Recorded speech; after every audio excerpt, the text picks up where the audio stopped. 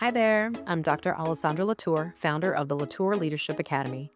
For more than 16 years, I've worked with leaders across organizations to strengthen how they think, decide, and operate, especially in high pressure environments. This podcast is where we go beyond surface level leadership advice. We talk about the patterns, behaviors, and structural gaps that actually shape how leaders show up, and why capable leaders still get stuck. You won't find generic frameworks here. You'll find perspective, clarity, and the kind of thinking that helps you lead more effectively in the moments that matter most. If you're ready to lead with greater clarity, discipline, and intention, you're in the right place. Let's get started.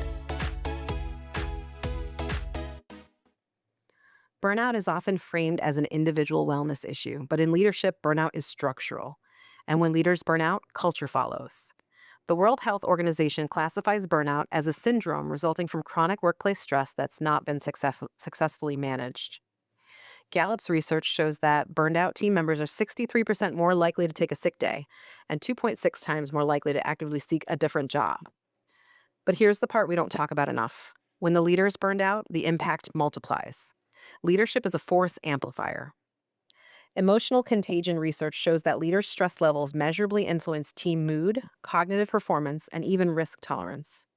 When leaders operate in chronic depletion, teams just don't observe it, they absorb it. And it often shows up in subtle ways. I once worked under a leader who stepped into a permanent executive role after serving in an interim capacity. She had strong relational instincts and really good intentions, but the scope of the role exceeded her preparation and her support.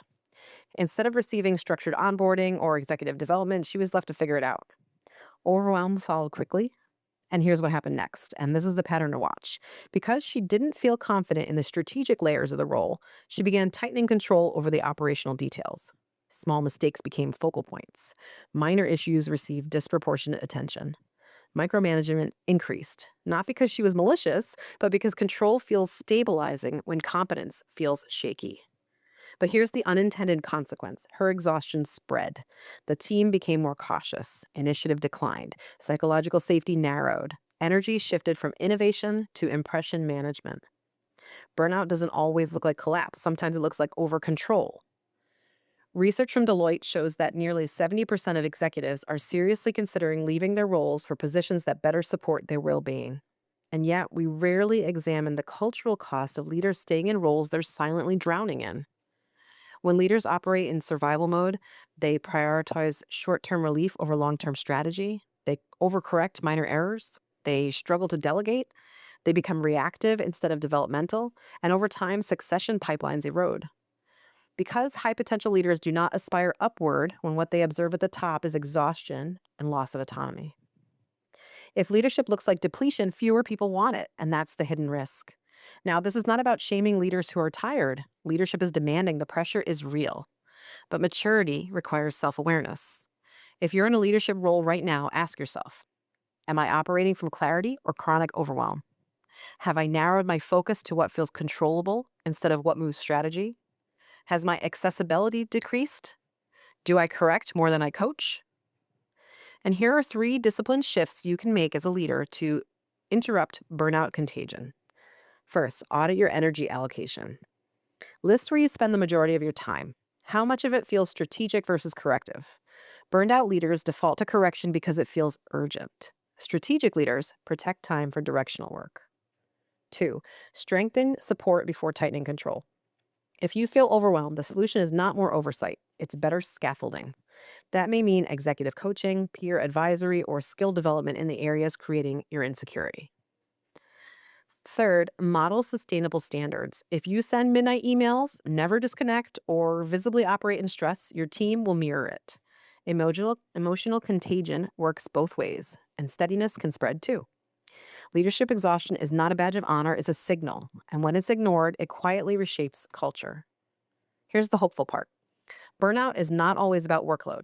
Often it's about misalignment, unclear expectations, lack of reinforcement systems, insufficient developmental support.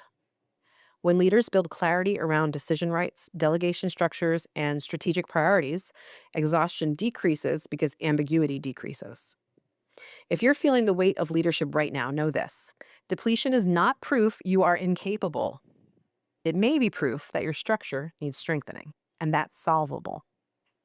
If this conversation resonates, especially if you're a high capacity leader who feels stretched thinner than you expected, I work with leaders to rebuild clarity, delegation strength, and strategic confidence so that leadership feels expansive rather than depleting.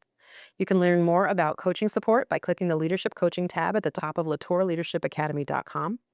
Leadership should not cost you your vitality because when leaders stabilize, cultures stabilize. And when cultures stabilize, succession becomes possible. Thanks for joining me today. If this episode challenged your thinking, that's the point. And it's exactly the kind of work we continue beyond the podcast.